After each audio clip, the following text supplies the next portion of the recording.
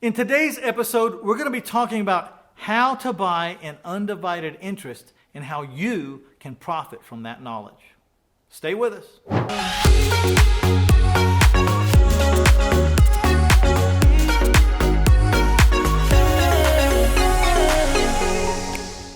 In this episode, I'm going to talk about what an undivided interest is as it relates to me and how I see it. And then we're going to give you the very formal definition of what an undivided interest is.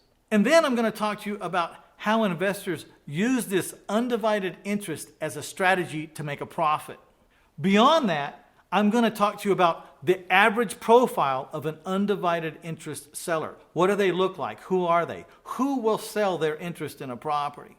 And last but not least, we're going to talk about very specifically what are your rights as an undivided interest owner. And all of this stuff is going to be very interesting. It's a little known strategy. It's way out of the box. And you'll be all the smarter for knowing about it because one day you're going to come across it and you're going to profit from it because you saw it right here from your best friend, Mitch Stephen. So when I first typed out that I wanted to talk about undivided interests, everyone looked at me like, what the heck is that? Well, let me tell you. I didn't know for years and years, but I'm glad I know now because I've run into it so many times and profited from it so many times that I shudder to think how much money I could have made if I'd have known about it a long time ago. Here's the thing. My name's Mitch Stephen, and I've been buying a house about every 4 to 5 days for over 2.5 decades, okay? That's a lot of houses, and that's just the ones I bought.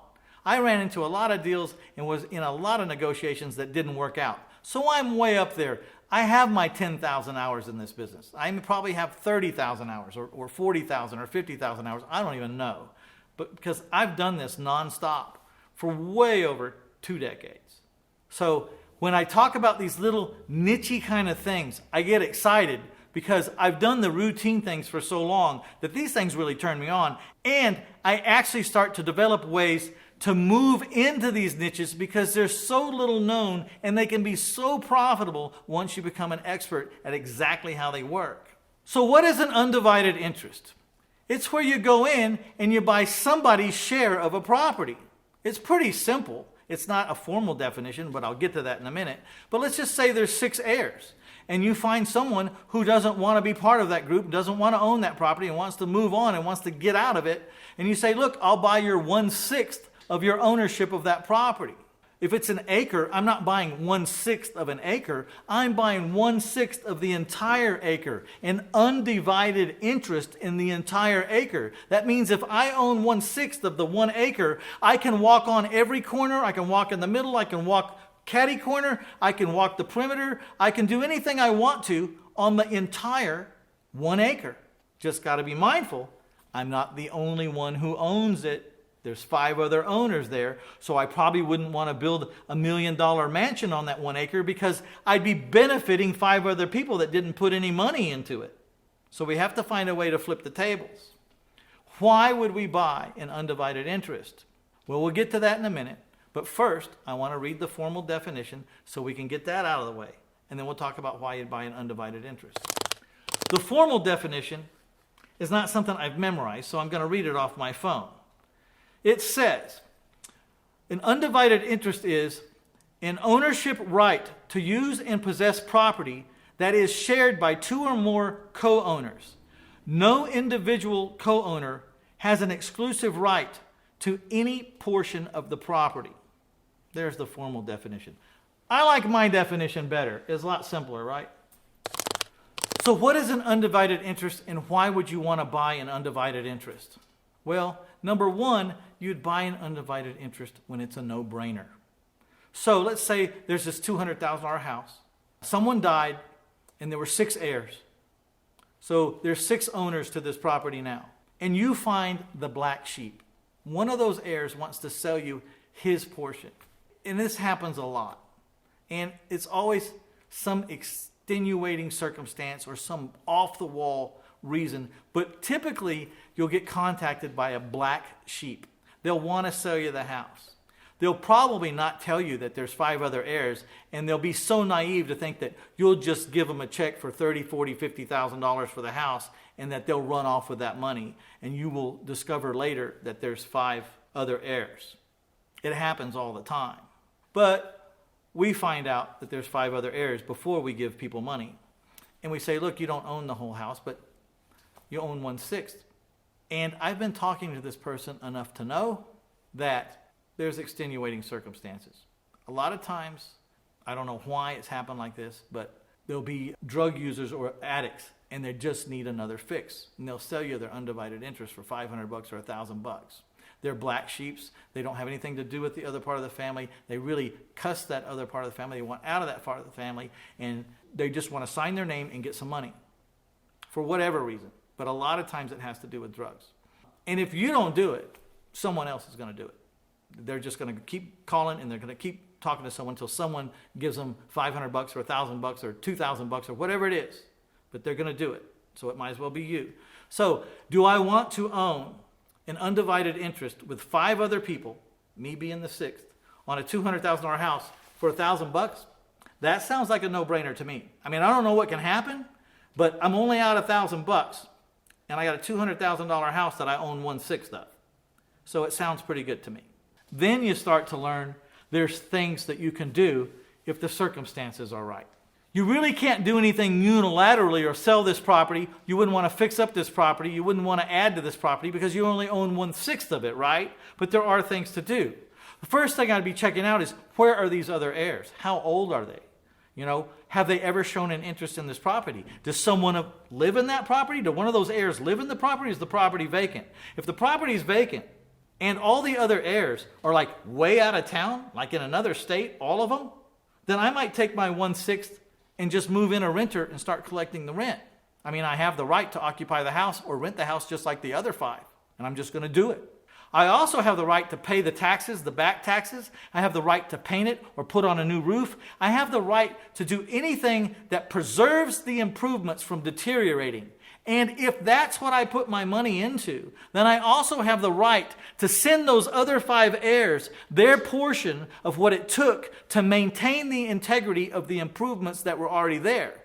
Now, this is where it gets kind of fun. If they do not give you their share of the maintenance money to maintain the integrity of the improvements, then you can foreclose them off. Now, most of the time, they don't even care about this property. You'll find 1 or 2 out of 6 really want to cause a problem or want to hang in, typically. You might strike a deal with them. I'll pay one $10,000 for her interest and another $14,000 for their interest. Now I have $1,000 to the black sheep, $10,000 to this one, and $15,000 to this one. It's $25,000, right? And I got a $200,000 house, okay? So you see, there's a lot of room to negotiate with these heirs because I'm looking at a $200,000 house, and I got what we call color of title from the one black sheep who was a heroin addict that sold me his interest for $1,000. It's called color of title. Before I met this man, I had no color of title in this house. There was me over here, and there was a house over there, and we were in no way related. But when that heroin addict sold me their 1/6 percentage of the house for $1,000, I now have color of title. I am associated with this property.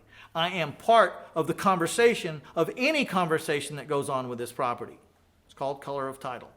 And so now I'm taking my color of title and using it as leverage to talk to the other 5 people.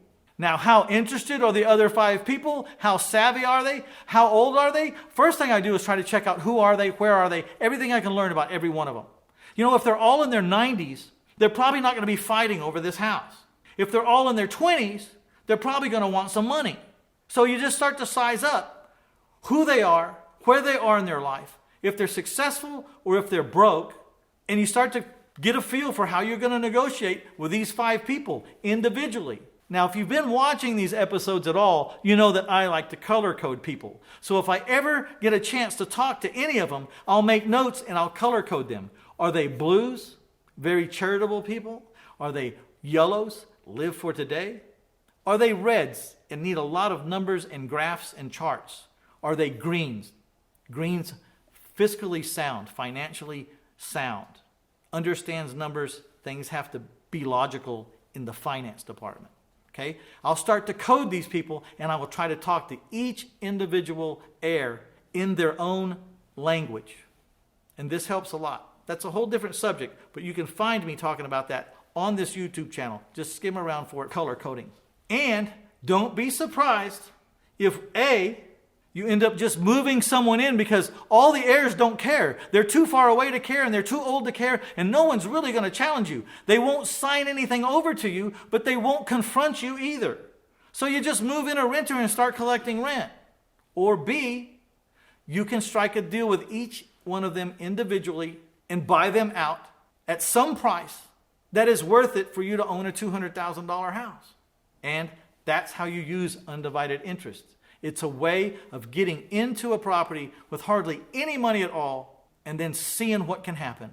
Because you have color of title, you can open up a legitimate conversation with these other owners and start expressing what you would like to see happen and see if you can't get it done. So let's slow down for just 1 second.